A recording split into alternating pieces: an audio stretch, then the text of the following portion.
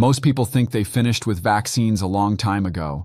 Maybe you got your childhood shots. Maybe you got a tetanus booster at some point when you cut yourself. Maybe you've been getting a flu shot every fall, more out of habit than anything else. And somewhere along the way, you formed a belief that feels completely reasonable. Vaccinations are mostly for children and for people who are seriously ill. For healthy adults who take care of themselves, they're optional. Nice to have, maybe, but not urgent. But what if that belief, that widely held, completely understandable belief, is leaving you exposed to something you haven't thought about in decades? Something that is sitting in your body right now, dormant, waiting for the right moment. Something that, when it activates, can cause a level of pain that people describe as unlike anything they've experienced in their lives. And what if the research tells us that older adults who feel the healthiest are often the most overdue for protection they don't know they're missing? Stay with me, because today we are going through the complete picture of vaccinations for adults over 50, drawn directly from the National Institute on Aging and the Centers for Disease Control and Prevention, two of the most authoritative health sources in the country. We're going to cover what you actually need, why the recommendations are different for older adults than for younger ones, and what the research says about the consequences of leaving certain gaps in your protection. And about 2/3 of the way through, I'm going to tell you about a specific condition that affects 1 in 3 Americans at some point in their lives. A condition that causes nerve pain so severe it can persist for months or years after the visible symptoms disappear. A condition you may already be carrying the virus for right now, and a condition that, the research tells us, is largely preventable. That's what we're building toward. Let's start from the beginning. Here is the core truth that most adults over 50 have never been told clearly. Your immune system changes as you age. It doesn't fail. It doesn't stop working, but it becomes less robust, less quick to respond, and less powerful in its defense against certain infections. This means two things that work in opposite directions. First, you are more vulnerable to serious illness from infections that younger people typically shake off with relative ease. Second, your immune response to vaccines can also be somewhat weaker than it was when you were younger. This is exactly why the vaccine recommendations for older adults are not the same as the recommendations for younger adults. The doses are sometimes higher, the formulations are sometimes different, and the list of vaccines that are genuinely important is longer than most people realize. Knowing this is not a reason for anxiety, it is a reason to be deliberate. Because the tools to protect you exist, they're accessible, and in most cases they're covered by Medicare or private insurance. Let's go through what the research and public health guidance tell us older adults actually need.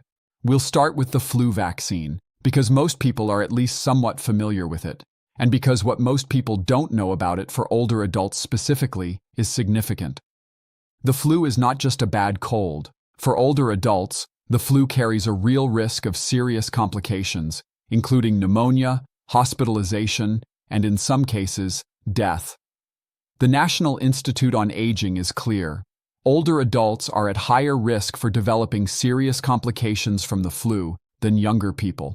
This is not an exaggeration for effect. It is a documented, consistent finding across decades of research. Everyone aged 6 months and older is recommended to get an annual flu vaccine. And the flu vaccine needs to be updated every year because the flu virus itself changes every year. New strains emerge, and the vaccine is reformulated to target the strains most likely to circulate in any given season. Here's where most people get it wrong. They get the same standard flu vaccine that their grandchildren and their younger colleagues get, and they feel like they've done what's needed. But the research tells us something different. The CDC recommends that adults age 65 and older receive specifically a higher dose flu vaccine, or what's called an adjuvanted flu vaccine. Adjuvanted means it contains an additional ingredient that triggers a stronger immune response. These formulations are designed specifically to compensate for the naturally reduced immune response that comes with age, and they are potentially more effective for older adults than the standard vaccine. This is not a minor technical distinction. It is the difference between a vaccine that provides partial protection and one calibrated to work more effectively in your immune system as it is now. If you've been getting the standard flu vaccine, The next time you get vaccinated is a good opportunity to have a specific conversation with your doctor or pharmacist about whether a high-dose or adjuvanted vaccine is appropriate for you. Timing matters too. Ideally, getting the flu vaccine by the end of October means you're protected when flu season typically begins gaining momentum. It takes at least 2 weeks for the vaccine to build effective protection in your body. But, and this is worth saying clearly, if October has passed and you haven't been vaccinated yet, it is not too late. Flu season typically peaks in December or January, and sometimes extends well beyond that. Getting vaccinated later in the season is still protective. Getting it late is always better than not getting it at all. And Medicare covers the flu vaccine, so does private insurance. Access is not a barrier. You can get it at your doctor's office, your local health department, and at most pharmacies, grocery stores, and drugstores. The formulation is identical regardless of where you receive it. Now let's talk about a vaccine that many older adults have never heard of, for a virus that most people think is only a problem for infants. RSV stands for respiratory syncytial virus. Most people who know anything about it associate it with young children and babies, for whom it can be very serious. What's far less known is that RSV is also a significant health threat for older adults, particularly those with chronic diseases or a weakened immune system. For older adults, RSV can cause severe respiratory illness. It can require hospitalization. In some cases, it can be life-threatening. The National Institute on Aging is direct about this. RSV vaccines are now available specifically for older adults. The CDC recommends that adults 60 and older talk with their healthcare provider about whether the RSV vaccine is appropriate for them. Like the flu, RSV infections tend to peak in fall and winter, so getting vaccinated before that season is ideal. But the research supports benefit from the vaccine at any time of year. This is a relatively new recommendation that many older adults haven't yet heard, and that some physicians haven't yet routinely started mentioning, which means it may not come up in your next appointment unless you bring it up yourself. This next detail changes how you think about protection against pneumonia. Pneumococcal disease is a serious bacterial infection that spreads through the air, from person to person. It can cause pneumonia in the lungs, and it can also affect the bloodstream and the brain. Older adults are significantly more vulnerable to severe illness and death from pneumococcal disease than younger people. The CDC recommends that all adults age 50 and older get pneumococcal vaccination. There are multiple formulations available, and which one is right for you depends on your individual health history, which is why this is a conversation to have specifically with your doctor or pharmacist, not a decision to make on your own, or skip because the options feel confusing. Medicare covers pneumococcal vaccines. They're available at doctors' offices, health departments, and many pharmacies. The protection they offer is real, and the research supports their use across the 50 and older age group. Let's talk now about a vaccine that surprises people when they learn they still need it. Tetanus, diphtheria, pertussis, also known as whooping cough. Most adults had these vaccines as children, and most adults assume that childhood vaccination means lifetime protection. It does not. The immunity from these vaccines fades over time, which is why the CDC recommends that adults receive a booster shot for these diseases every 10 years. The booster is called Tdap or TD, depending on the formulation. Pertussis in particular is worth understanding because it is not a mild childhood inconvenience when it hits adults. It causes violent, uncontrollable coughing fits that can persist for weeks. It can make breathing genuinely difficult. And pertussis is also dangerous to infants, who are too young to be fully vaccinated, when they're exposed by adults who didn't realize they were carrying it. Think about the grandchildren or great-grandchildren in your life, or the babies of younger family members.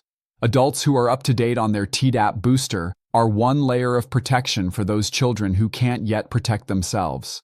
When was the last time you had a tetanus booster? If you genuinely don't know, it has probably been more than 10 years, and that is worth addressing. Medicare Part D and private insurance may cover these vaccines. Your doctor's office and most pharmacies can provide them now. We are about 65% of the way through today, and I want to stop here for a moment, because this next section is the one I mentioned at the very beginning, and it's the reason I think it's worth staying with me until the end. we need to talk about shingles. If you had chickenpox as a child, and if you grew up before the chickenpox vaccine was available, the vast majority of you did. The varicella zoster virus, the virus that caused that chickenpox, never left your body. Let me say that again, because it stops people when they first hear it. The virus is still in your body, right now. It retreated to nerve tissue near your spinal cord and brain after the chickenpox resolved, and it has been dormant there ever since. Most of the time, your immune system keeps it suppressed without any effort or awareness on your part. But as we age, the immune system's ability to keep that virus suppressed can weaken. And when it does, when the virus reactivates, it causes shingles. Shingles is not a rash that's a little uncomfortable for a week. Let me describe what the research and the people who have experienced it tell us. Shingles affects the nerves. The symptoms include burning, shooting pain, tingling, and itching, often before any visible rash appears. Then a rash with fluid-filled blisters develops, typically on one side of the body or face, following the path of a specific nerve. The pain can be severe. People describe it in terms that convey genuine suffering, burning, electric, like fire under the skin. And here is what most people don't know. Even after the rash disappears, the pain can remain. This is a separate condition called post-herpetic neuralgia, pain that persists along the affected nerve for months, or in some cases years, after the visible shingles episode has resolved. It is one of the most stubborn and difficult to treat pain conditions in older adults, and it can be profoundly disruptive to daily life, sleep, function, and independence. The National Institute on Aging tells us that 1 in 3 Americans will develop shingles at some point in their lives. 1 in 3. And the risk increases with age. Now here is what the research also tells us. The shingles vaccine, Shingrix, is available. It is given in 2 doses.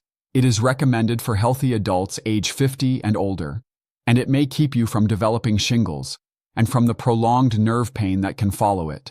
This is why doctors rarely explain this clearly enough.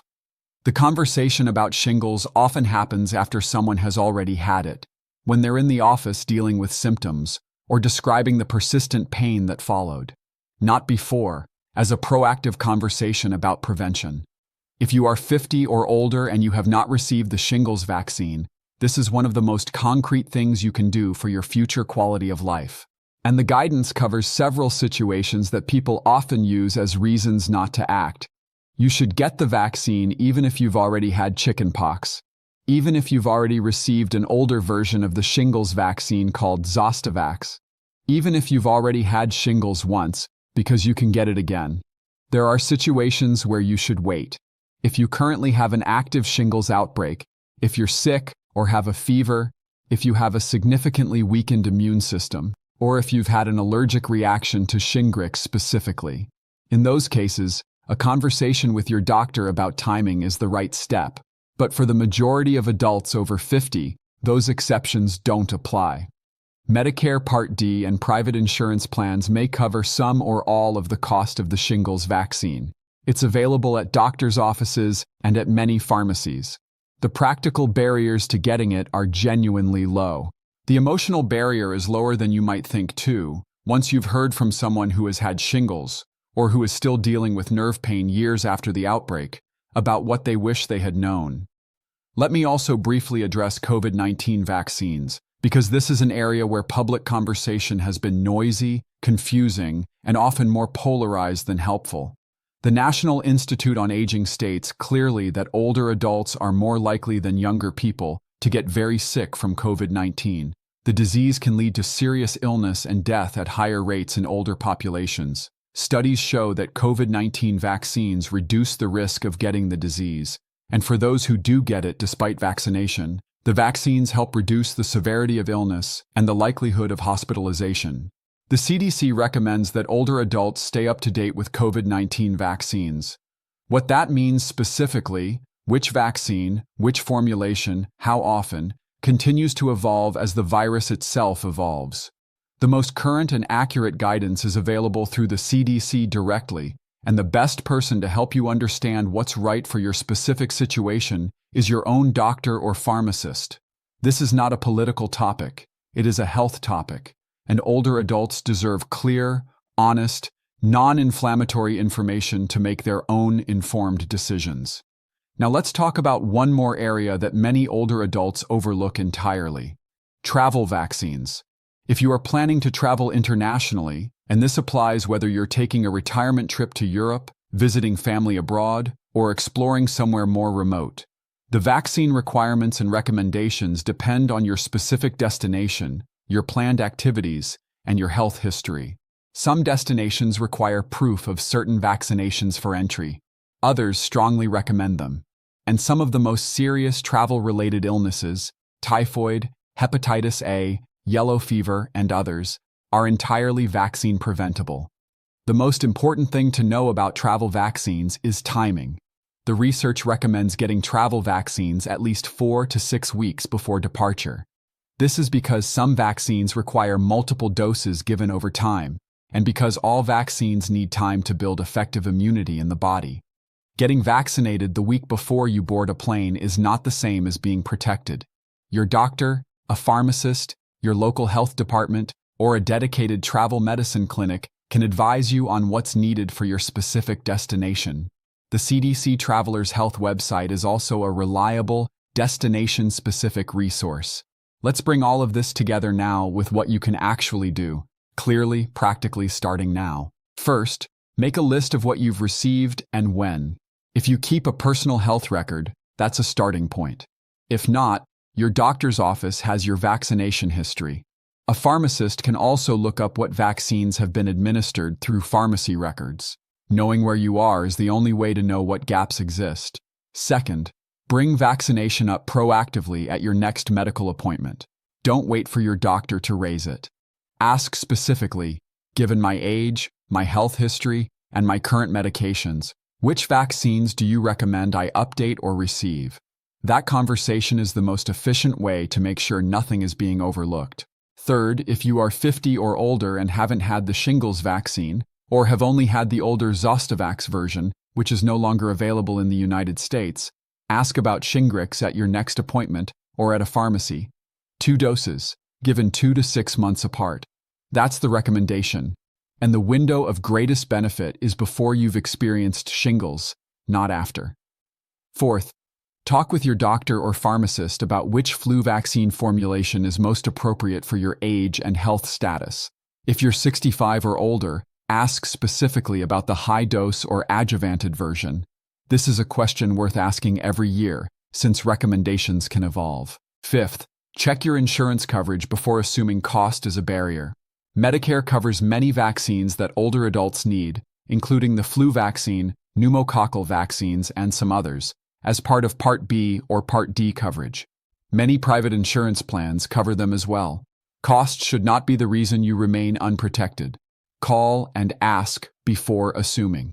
And one practical tip that the research specifically recommends: keep your own vaccination record. A simple list of vaccines received, dates, and any reactions you experienced. This serves you well every time you see a new doctor, travel internationally, or need to verify your status. Your health, documented in your own hands, is a form of independence. Here is what I want you to carry from today. Vaccines are not just for children. They are not just for people who are already sick. For older adults specifically, they are one of the most straightforward, most evidence-backed, most accessible tools for protecting health and independence.